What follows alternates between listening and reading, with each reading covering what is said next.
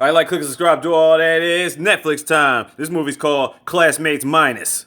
Four school buddies, a director, a temp worker, an insurance salesman, and a paper craftsman grapple with unfulfilled dreams amid middle-aged life. So it's a Taiwanese/Japanese movie. It came out last year. It's about 2 hours and 23 minutes long. Well, more so in the range of 2 hours. So if you haven't seen this movie, don't expect any type of plot or climax or something like that. It's just four people showing them particularly in their everyday lives. So, spoiler alert, here we go.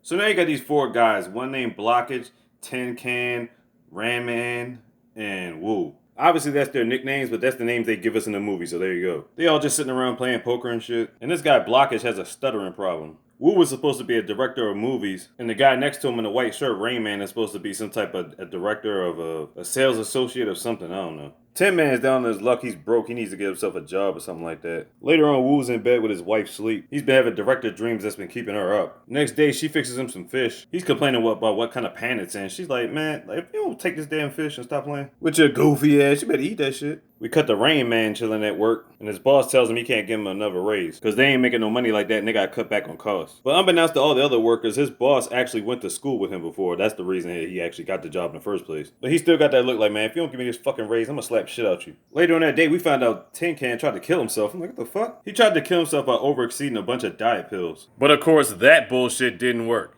And he also left his friend stuck paying the spa bill. This guy has managed a spa. Why is he important? I'll explain that later on. Meanwhile, we got Blockage talking to this real estate agent who actually hooks up clients with significant others as a side hustle. And I noticed the whole time he was talking to her, he didn't stutter not once. The fuck is that about? After that, he goes back home to see his grandma, and she she's been in bad shape for a while. Then he turns around and sees these kids. Then he turns around and starts talking to this guy that pops out of nowhere. Again, he doesn't stutter when talking to him. And all of a sudden, they just vanish out the blue. So what they're basically telling us is he can speak to spirits and ghosts, but he can't speak to regular people.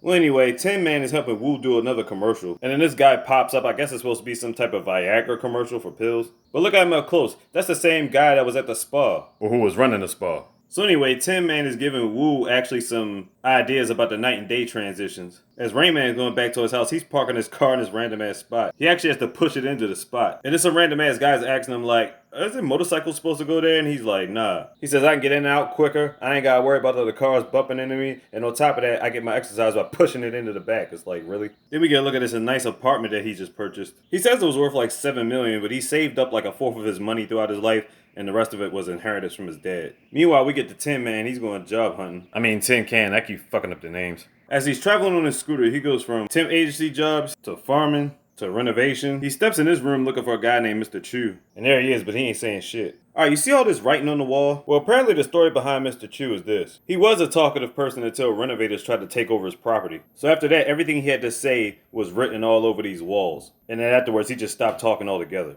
So random, right? Anyway, Blockage was getting some sleep and he's getting waken up by this old man. And they start talking about cars, and seemingly convincingly the way that he's talking to him, I'm convinced he's a spirit too. Yeah, he wasn't stuttering or nothing. Next day, we found out Woo's actually doing commercials with the mayor. What kind of connections he got to be making commercials with the mayor? Well, anyway, his advisors are trying to prove the commercial or whatever like that. And he tells the mayor meet him in the bathroom, you know what I'm saying? And when they got to meet in bathrooms, they got to tell some secret shit, you know what I'm saying? There's no cameras in there, none of that stuff. So, yeah, that's what that's for. So Woo's like, all right, like, just wrap it up for today, fuck it. But then they don't wrap it up because they have a full-fledged board meeting and they want to go full on with the commercials. And they're going to do it with the mayor and the advisor. So after their day, they all link back up at this spot. Tin Can talking about he's still broke, he ain't got no money. And then Woo pulls out this lottery ticket he had for years. So they're all thinking to themselves, like, why'd you even keep it? So he gives a story about how he was one number away from winning $10 million, explaining to him, like, life is just that close. You just got to keep searching and reaching for stuff. So after that, back on set, Woo and the congressman are having disagreements about how the commercial should go. And then they had bathroom discussion. Congressman like, yo, you got to learn from the master. So Woo like, all right, I'll listen to your ass. For now. Meanwhile, Tin Can, I guess, is supposed to act like some type of landlord or something. He goes knocking on his door. And this lady opens the door. He's looking at her like he knows her from somewhere. Alright, so he's supposed to have paperwork and stuff like that, acting like he's inspecting the house. But really, it flashbacks to him like, yeah, he known this chick like 20 years ago from school. I think her name was Miss Kim or something. So anyway, back to Blockage with this real estate agent. She's hooking him up with this lady, who also has a daughter. Now, as Blockade is still stuttering, this lady's been able to translate everything he's been trying to say. So the daughter's thinking to herself like, do y'all know each other or something? They just so happen to have a real good connection with each other, I guess. Meanwhile, Tin Can is getting Miss Kim to sign a bunch of forms, meanwhile spitting some game to her. But as she's talking, he realizes something very quickly. He meets up with his friends to talk about this chick he's been spending his time with. It turns out the building she's in is an escort spot and she's like one of the top hookers there. He didn't know at first because he just thought she was a masseuse parlor. But his friend's like, man, you still need to wipe that shit. Meanwhile, in the work office, Wu and the mayor's secretary Valerie exchange conversation. Bottom line, she offering up the cheeks. And he not denying it. But you supposed to be married, dog. You fucking up. So we get a shot of this random ass shot that Blockage is supposed to be fixing up. And then we go to this church scene where this guy's the preacher. So let me get this straight. He's a preacher, he runs a spa, and he does Viagra commercials. And apparently he's also a ghost that haunts Blockage's grandma. I don't even know how to explain that. Like, oh snap, Tin Can about to smash Kim? He about to get it in? Nope, he was having a dream. But also in his dream, he sees one of his favorite actors, Mr. Cato. And he tells him like, look man, it doesn't matter if it's a hooker. If you love her, yo, wife her up, yo. Get it poppin'. He's got that look like, okay, as he's teaching him how to masturbate. I'm like, what the fuck? I don't even know what to say to that shit, honestly. Like, what the fuck? Meanwhile, Blockage is getting along with the rest of his family. There's one moment where the daughter asks, how does she feel about Blockage? And all of a sudden she starts stuttering. It's like, hilarious. Well, anyway, they end up living together after that, or at least working together. Back at work, Wu just released this commercial. Like, look at that picture. That picture's hilarious. Congressman looks displeased. Bathroom chat again. But at this point, Wu is in a far better position than him, so now he puts him in checkmate. And because of his position now, he needs Wu more than Wu needs him. You know what I'm saying? He's like, look, man, whatever. Just stay away from Valerie, alright? All of a sudden, we got all this decorative stuff. And all of a sudden, this random chick's about to get married. So apparently, this chick is supposed to be getting married to Rain Man. How'd that take place? Well, every now and then, Rain Man would come to the comic book store, and he heard her one day laughing ridiculously at some comic. Next thing you knew, they got to talk. They got even closer, and they ended up getting it on. Giving her the business in one of the bathrooms. And now they're getting married. But because they were celebrating the success of the commercial, this congressman turned it in more to a political campaign than the freaking marriage.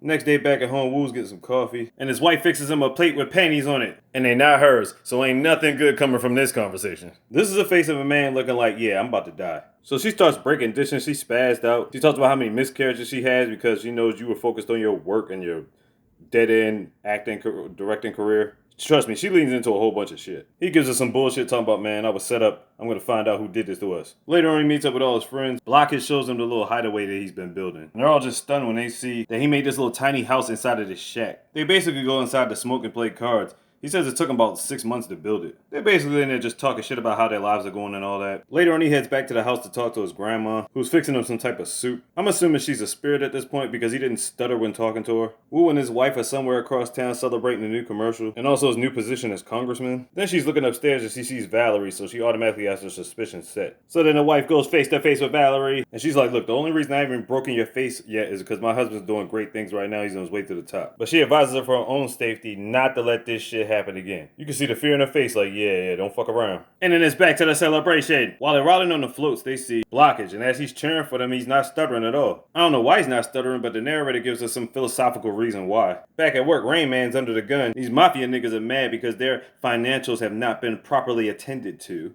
Back in the office, his boss tells him, like, look, you gotta chill out, you gotta calm down, all this other stuff. He starts explaining, like, no, yo, I need a fucking raise, period. He like, all the stuff you did in this company, I never said a dime about it. I've always kept my mouth shut about all this shit that goes down here, and you can't even give me no fucking extra money? And Rain Man's like, do you know why we used to call you Nickel in school? Cause you ain't worth a dime, bitch. And after that, he just leaves work. So after that, he just looks down at a pond and just decides to start swimming through for no reason. So again, anytime something random happens like this, the narrator gives us some philosophical reason as to why. It's like, I don't know. Tin Can meets up with Kim again, and he tells her where he knows her from. She's like, come on then, this one's on the house. She tells him to wait right there, she'll be right back. But as he's sitting there contemplating, he gets up and leaves. He's like, man, I can't be wifing no prostitute. He like, man, it just ain't the same, dog.